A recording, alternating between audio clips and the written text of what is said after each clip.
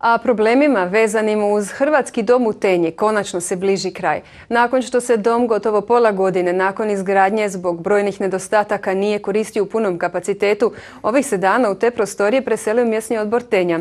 Tom prilikom predsjednik vijeća mjesnog odbora Josip Mihaljević javnost je upoznao s budućim aktivnostima u tom osječkom prigradskom naselju. Nakon silnih projektnih i izvedbenih manjkavosti otvorena vrata Hrvatskog doma u Tenji znak su kako stvari sjedaju na svoje mjesto, a svoje mjesto u domu konačno je pronašao i mjesni odbor. Svi oni koji imaju potrebu za javljanjem u mjesni odbor zbog bilo kakvih stvari, zbog komunalnih, zbog bilo kakvih potreba koje jesu našim mještanima, mogu nas sada naći u novim prostorijama mjesnog odbora Tenja u novo sagrađenom Hrvatskom domu.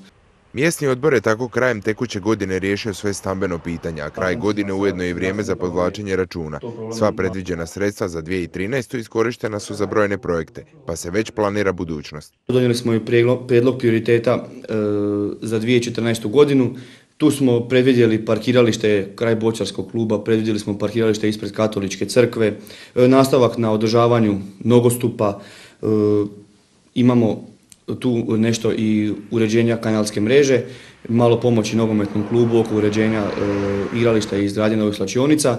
Mihaljević je s gradskim čelnicima vodio intenzivne razgovore o kapitalnim investicijama u Tenji, jer s 460.000 kuna, s koliko odbor raspolaže iz proračuna grada, može se samo osnovno. Mihaljević očekuje kako će se u Tenju nastaviti se naravno radovi na kanalizaciji kroz projekt Osijek u svibnju. Bit će svi mještani Tenje zadovoljeni sa potrebom odvodnje. Isto tako moram reći da će se u proračunu, to jest predviđa se i projektna dokumentacija za dogradnju postojeće osnovne škole sa nastavno-sportskom dvoranom. Pitanje potencijalne druge osnovne škole u Tenji proteže se već niz godina. Novca nema, pa se proširenje postojeće zgrade škole čini prihvatljivim rješenjem. Samo da se nastavi u budućnosti ne mora održavati u 3 smjene. Slobodno vrijeme ovdje se najčešće koristi za kulturu i sport. Tu smo se borili da jednostavno u taj proračun uđu i te dvije manifestacije, znači pokladno jahanje i kulturno-umjetnička manifestacija Slavonija, jesen si zlatna.